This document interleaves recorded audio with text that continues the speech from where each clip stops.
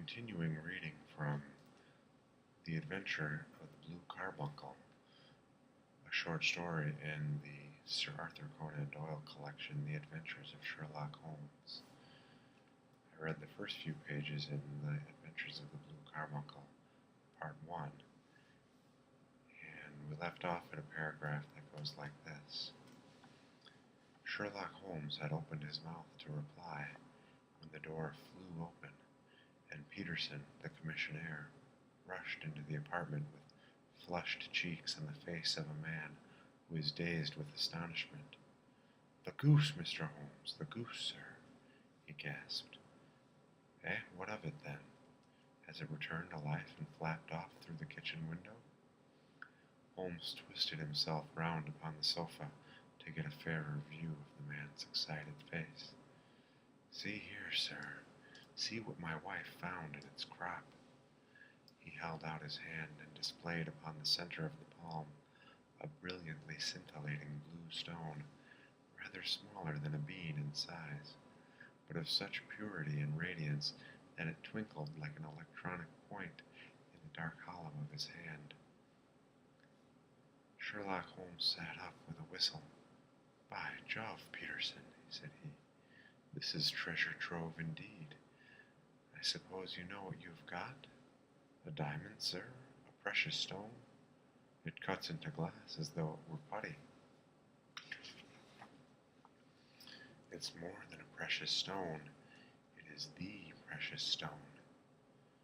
"Not the Countess of Morcar's blue carbuncle," I ejaculated. "Precisely so. I ought to know its size and shape, seeing that I have read the advertisement about it in the Times every day lately. It is absolutely unique, and its value can only be conjectured, but the reward offered of £1,000 is certainly not within a 20th part of the market price. £1,000! Great Lord of mercy!" The commissionaire plumped down into a chair and stared from one to the other of us. "That is the reward, and I have reason to know that there are sentimental considerations in the background, which would induce the Countess to part with half her fortune if she could but recover the gem. It was lost, if I remember aright, at the Hotel Cosmopolitan," I remarked. "Precisely so. On December 22nd, just 5 days ago, John Horner, a plumber, was accused of having abstracted it from the lady's jewel case. The evidence against him was so strong that the case has been referred to the assizes. I have some account of the matter here, I believe." He rummaged amid his newspapers, glancing over the dates until at last he smoothed one out, doubled it over, and read the following paragraph. "Hotel Cosmopolitan jewel robbery. John Horner, 26, plumber, was brought up upon the charge of having, upon the 22nd, abstracted from the jewel case of the Countess of Morcar the valuable gem known as the Blue Carbuncle. James Ryder, upper attendant at the hotel, gave his evidence to the effect that he had shown Horner up to the dressing room of the Countess of Morcar upon the day of the robbery, in order that he might solder the second bar of the grate, which was loose. He had remained with Horner some little time, but had finally been called away. On returning, he found that Horner had disappeared, that the bureau had been forced open, and that the small morocco casket in which, as it afterwards transpired, the Countess was accustomed to keep her jewel was lying empty upon the dressing-table. Ryder instantly gave the alarm, and Horner was arrested the same evening, but the stone could not be found either upon his person or in his rooms. Catherine Cusack, maid to the Countess, deposed to having heard Ryder's cry of dismay on discovering the robbery, and to having rushed into the room where she found matters as described by the last witness. Inspector Bradstreet, B Division, gave evidence as to the arrest of Horner, who struggled frantically, and protested his innocence in the strongest terms. Evidence of a previous conviction for robbery have been given against the prisoner. The magistrate refused to deal summarily with the offense, but referred it to the assizes. Horner, who had shown signs of intense emotion during the proceedings, fainted away at the conclusion and was carried out of court. So much for the police court, said Holmes thoughtfully, tossing aside the paper. The question for us now to solve is the sequence of events leading from a rifled jewel case at one end to the crop of a goose in Tottenham Court Road at the other.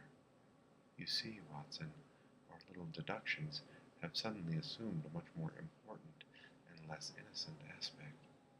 Here is the stone. The stone came from the goose, and the goose came from Mr. Henry Baker, the gentleman with the bad hat, and all the other characteristics with which I have bored you. So now we must set ourselves very seriously to finding this gentleman and ascertaining what part he has played in this little mystery. To do this, we must try the simplest means first, and these lie undoubtedly in an advertisement in all the evening papers. If this fail, I shall have recourse to other methods. What will you say? Give me a pencil and that slip of paper. Now then, found at the corner of Goodge Street, a goose and a black felt hat. Mr. Henry Baker can have the same by applying at 6:30 this evening at 221B Baker Street. That is clear and concise. Very, but will he see it? Well, he is sure to keep an eye on the papers, since to a poor man the loss was a heavy one. He was clearly so scared by his mischance in breaking the window and by the approach of Peterson that he thought nothing of but flight. But since then he must have bitterly regretted the impulse which caused him to drop his bird.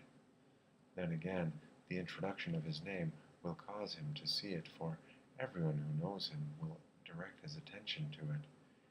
Here you are, Peterson. Run down to the advertising agency and have this put in the evening papers. In which, sir? Oh, in the Globe, Star, Pall Mall, St. James's, Evening News Standard, Echo, and any others that occur to you. Very well, sir.